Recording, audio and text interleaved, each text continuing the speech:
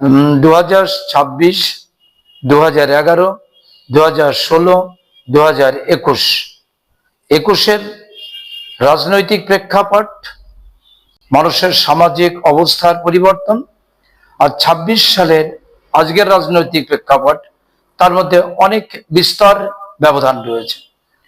এর মধ্যে মানুষের পরিবর্তন করার একটা লক্ষ্য, মানুষের মধ্যে যে আশা আকাঙ্ক্ষা, তাদের জনজীবনের যে সমস্যা ছিল, সেই সমস্যা ঘনীভূত হয়েছে 21 সালের পর থেকে প্রকট হয়েছে। মানুষ এখন পরিবর্তন চাইছে, এই জগদ্দল পাথর তৃণমূল কংগ্রেসকে সরানোর জন্য। পরিবর্তনটা বিজেপির হাত ধরে না, মানুষ সিপিআইএম এর পার্টির বামফ্রন্টের হাত ধরে এবং জোটের হাত ধরে তারা কিন্তু এই পরিবর্তনটা সুনিশ্চিত করতে চাইছে। কারণটা হচ্ছে যে এই গ্রাম বাংলার অগণিত মানুষ যারা তাদের জীবন জীবিকার যে সমস্যা, সেই সমস্যার সমাধানে কোনো ধরনের সুনির্দিষ্ট দিশা এই সরকার দেখাতে পারেনি। অন্যদিকে বিজেপি সরকার কেন্দ্রে আছে, সমস্ত কিছুর দাম বৃদ্ধি হয়ে চলেছে, বেকারত্ব বাড়ছে, সমস্যা বেড়ে যাচ্ছে, মানুষের কোনো কাজ হচ্ছে না, শুধুমাত্র বিভাজনের রাজনীতি নিয়ে দুটো দল চলছে। একদিকে দাঁড়িয়ে হচ্ছে যে মন্দির, আর একদিকে দাঁড়িয়ে মসজিদের। এই হচ্ছে তাদের মূল বক্তব্য। আমাদের বক্তব্য উন্নয়ন, মানুষের পাশে থাকা, বেকার সমস্যার সমাধান, রাস্তাঘাটের উন্নয়ন করা, স্বাস্থ্য ব্যবস্থার উন্নতি সাধন করা, ব্রিজ করা, পৌরসভা করা, সীমান্তবর্তী করার সমস্যা, আমাদের রেলপথে স্থাপন করা এবং শিক্ষার ব্যবস্থাকে আরো উন্নত করা, গণতান্ত্রিক পরিবেশকে ফিরিয়ে আনা। আমাদের রাজনৈতিক এজেন্ডা এইটা। রাজনৈতিক লড়াই, নির্বাচন, সেই নির্বাচনে মন্দির মসজিদ কেন আসবে, আমি কতটা কাজ করব মানুষের জন্য, সেইটা আমরা বামপন্থীরা সেই লড়াইয়ে আছি। এবং 2026 সাল বামপন্থীরা আবার ফিরছে 73টা বিধানসভায়। আমাদের বামফ্রন্ট সমর্থিত সিপিএম প্রার্থী হিসাবে আমি এবং জোট প্রার্থী হিসাবে নিশ্চিতভাবে আমি জয়লাভ করব। এর আগেও বিধানসভা ভোটে আপনি মনোনয়নপত্র জমা দিয়েছেন, সেখানে পরাজিত হয়েছে। এবার 2026 সকাল থেকে আপনার বাড়িতে কর্মীদের যে উদ্দীপনা উচ্ছ্বাস দেখা যাচ্ছে, কি মনে হচ্ছে, লাভ কি আমার ফিরতে চলেছে? একদম আপনি ঠিক বলেছেন যে আমাদের এই মুহূর্তে দাঁড়িয়ে আমাদের কর্মীদের মধ্যে যে উৎসাহ, তাদের এগিয়ে আসা, তাগার মুষ্টিবদ্ধ তাদের জঙ্গিকার এবং এলাকায় এলাকায় ঘুরে সাধারণ মানুষের সম্মানে নির্বাচক মন্ডলে যে ভালোবাসা আমি পেয়েছি, তাতে করে আমি এবার জিতব। নাম ঘোষণার পর থেকে প্রচার শুরু করেছেন, আপনি কি বুঝছেন প্রচার? আমি বামফ্রন্টের চেয়ারম্যান সম্মানীয় বিমান বসু 15 তারিখে, মার্চ মাসে 15 তারিখে আমার নাম ঘোষণা করেছেন। সেই দিন থেকে প্রচারে আসি এবং মানুষের কাছে যাচ্ছি। মানুষ সেই কথাই বলতে চাইছে, তৃণমূল এবং বিজেপিকে আর নয়। কারণ তৃণমূল এবং বিজেপি সেটিং করে চলছে, তারা একে অপরের সাথে সম্পর্ক রেখে চলছে। আর না হলে তৃণমূলের যারা আছে তাদের জেলে যাওয়ার কথা, জেল থেকে রক্ষা করছে কে? সেটা হচ্ছে যে ভারতবর্ষের মাননীয় প্রধানমন্ত্রী নরেন্দ্র মোদী। আর এখানে পশ্চিমবাংলার মাননীয় মুখ্যমন্ত্রী, তিনি দুর্নীতির পাহাড় তৈরি করছেন। ফলত মানুষের যে জনজীবনের সমস্যা কোনো পরিবর্তন করছে না। বুঝে নিয়েছে যে বিজেপির হাত ধরে পরিবর্তন হবে না। আগে যে আওয়াজ উঠেছিল এখন রাম পরে বাম, মানুষ বলছে না, সরাসরি বাম, অন্য জায়গা না, একটাই পথ, সেটা হচ্ছে লাল, এবং বাম পথে সেই লাল ফিরবে পশ্চিমবাংলায়। রাজনৈতিক লড়াই আপনার কাছে কতটা কঠিন হবে? আমার কাছে এই মুহূর্তে দাঁড়িয়ে নিশ্চিতভাবে রাজনৈতিক লড়াই কঠিন।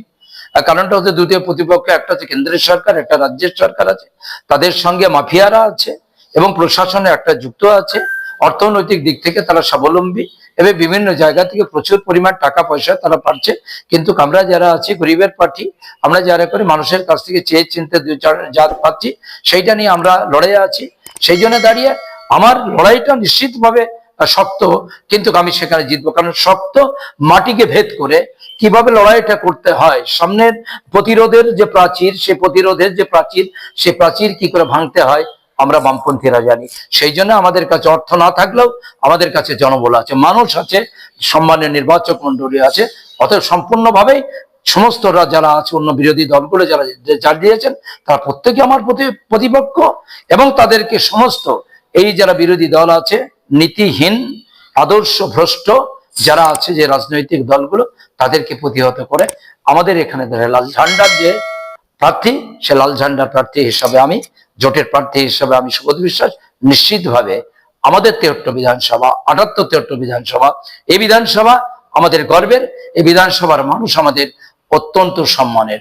সেই জন্য এই 73 বিধানসভার সম্মানীয় নির্বাচক মন্ডলী আর নয়, না বিজেপি না তৃণমূল, তাদেরকে সকলকে সরিয়ে, তাদেরকে সমস্ত কিছুকে সরিয়ে দিয়ে আমাদের যে প্লাবন তৈরি হয়েছে আর ঝড় তৈরি হয়েছে, এক কথায় বলা যায় আটলান্টিক মহাসাগরে যে লাল ঝড় ওঠে, ঠিক যেন সেই ঝড় উঠেছে মানুষের মধ্যে।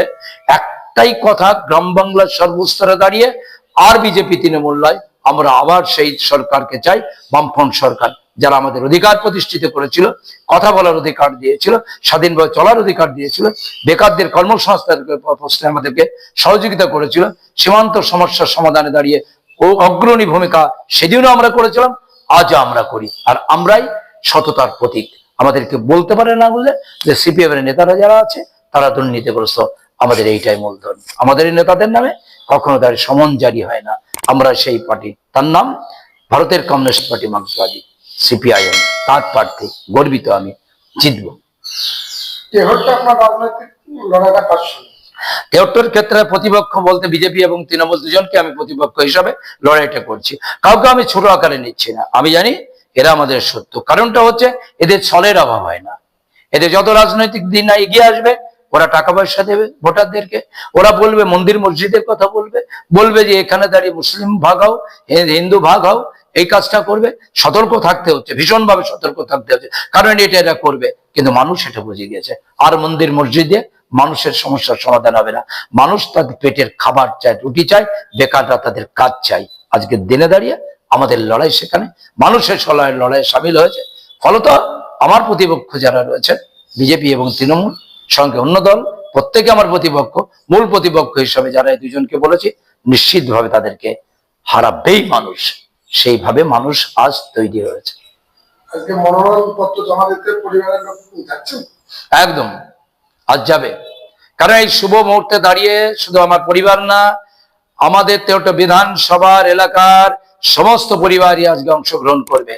উত্তাল ঢেউ তৈরি করবে 73 শহরের উপরে, কালো পিচের রাস্তার উপরে মানুষের প্লাবন তৈরি হবে। আজ আমরা ক্ষমতা নেই, আমরা টাকা দিতে পারবো না মানুষকে, আমরা বাস পৌঁছে দিতে পারবো না, আমরা মাংস ভাত খাওয়াতে পারবো না, আমরা তাদের নিজেদের পয়সায় আসবে। সেইখানে দাঁড়িয়ে আহ্বান করব সর্বস্তরে মানুষ যারা বিরোধী শিবিরে আছেন, তৃণমূল হোক বিজেপি হোক, আপনাদের মধ্যে অনেক কিছু মানুষ আছেন সমর্থ ভালো মানুষ, সে ভালো মানুষগুলো আজকের এই মহমতি মনোনয়ন পত্র জমায় আপনারা সকলে মিলে আমাদের সঙ্গে সামিল হন। আমরা দুটো জগদ্দল পাথর কেন্দ্রে এবং রাজ্যের আসন আমরা সরাই।